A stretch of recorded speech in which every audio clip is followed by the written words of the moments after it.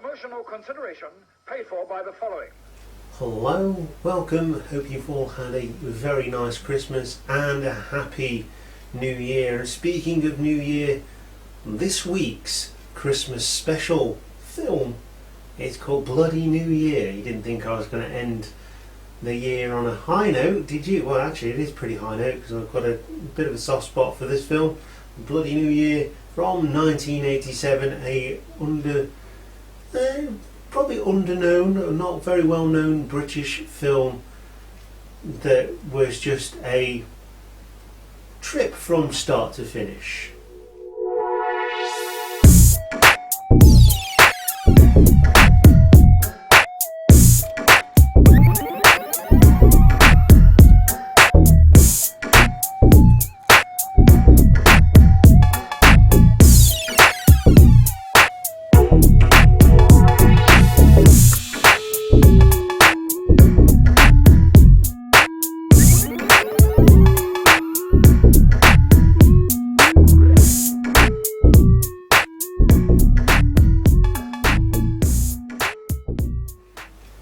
So, Bloody New Year was directed by Norman J. Warren, and throughout the film you can tell that he's just having a lot of fun, just messing around with things, and there's some really good effects here, but obviously the budget wasn't big enough to make them, big budget. I mean, you've got to appreciate the small budget films, definitely, and I certainly do. Having watched Larmageddon, Velocipasta and all that kind of stuff, really got a soft spot for this film. It's the fact that it's British as well, and it's like the cuts and camera angles and things like that. And apparently the film, when they went to go and develop this film, make it better, basically, they couldn't find a copy of it, and the original film had actually been lost, so they managed to find a copy of it, and that's why we get the version we got on Amazon Prime, which it is on there. So if you want to go and watch it, well, at this point I watched it on Amazon Prime anyway, and it's just a blast, really. It's not a serious movie. I think they tried to make it serious, which makes it even funnier. Think Evil Dead and you'll be fine. I mean, this film is very much Evil Dead. The original Evil Dead was supposed to be a serious horror film. It was only in the second one that they made it more comical, and they just went with it because the first one was so funny. It was equal amounts of gory and funny, but it was just so funny.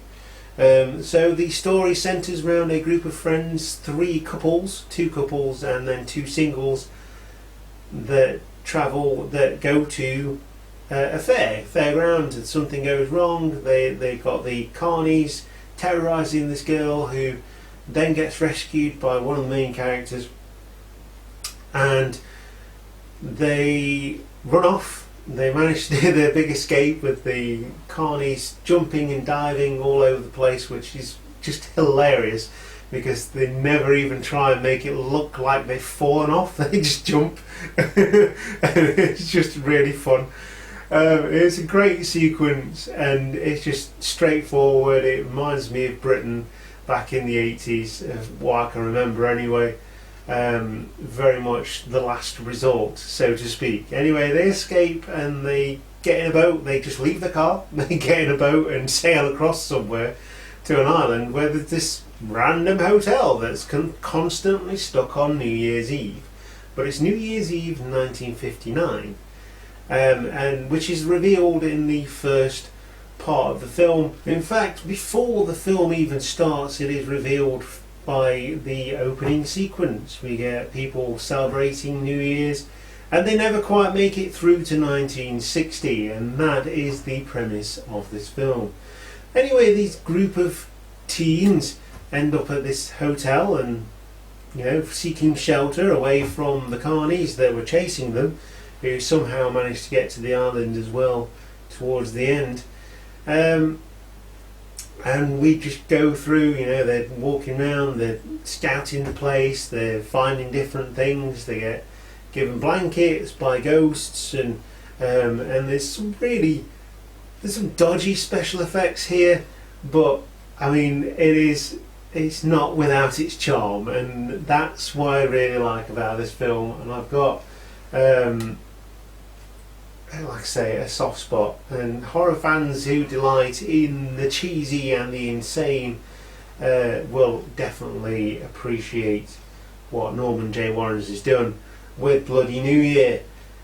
So don't go into expecting a really coherent plot, because there isn't one, but there is some good special effects and some damn good ideas along the way. The table monster is really fun, and a great idea, and it's just a lot of insane nonsense. Someone gets sucked into an elevator, which is a really cool idea. Again, the budget didn't allow it to make it look better than it was, but it's just a load of tomfoolery really, and it's just, you can tell the cast is having fun, you can tell the directors are having fun as well, and they're just constantly celebrating Christmas in July and Bloody New Year. What can I say about it?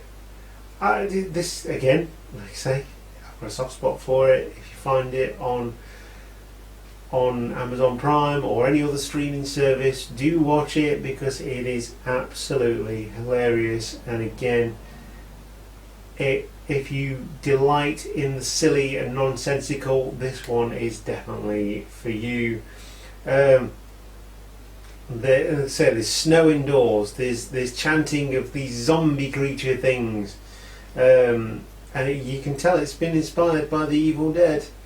And it's just really funny, really cheesy, really silly, but you can find yourself laughing out loud and just smiling all the way through this one. It's quirky, it's lovable, and it's just off the wall. I really, really like movies like that. So that is Bloody New Year, and it's definitely worth a watch, and I'm going to give this my final verdict of guilty pleasure as we go into 2022. I'm definitely going to make this a yearly visit to this hotel, because it was fun, so much fun. I could not believe what I was watching. Just brilliant, brilliant, brilliant, brilliant. I'd heard about it. Couple of YouTubers were doing videos on it, and it's probably because it just popped up on Amazon Prime, and like I say, they didn't have an original reel, so they had to piece it together with other things. That's why if you get a DVD copy, it's all over the place, but the Amazon copy seems to be fine. So yeah, it's definitely a guilty pleasure and a verdict of, do watch it, give it a go, because you will not be disappointed if you delight in the cheesy and the funny. And with that,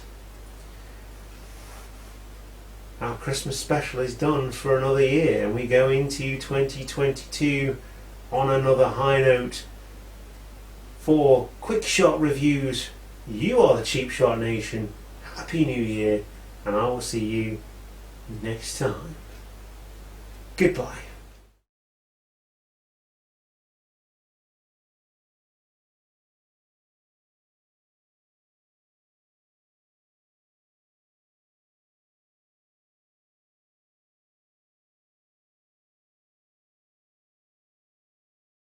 Hiya.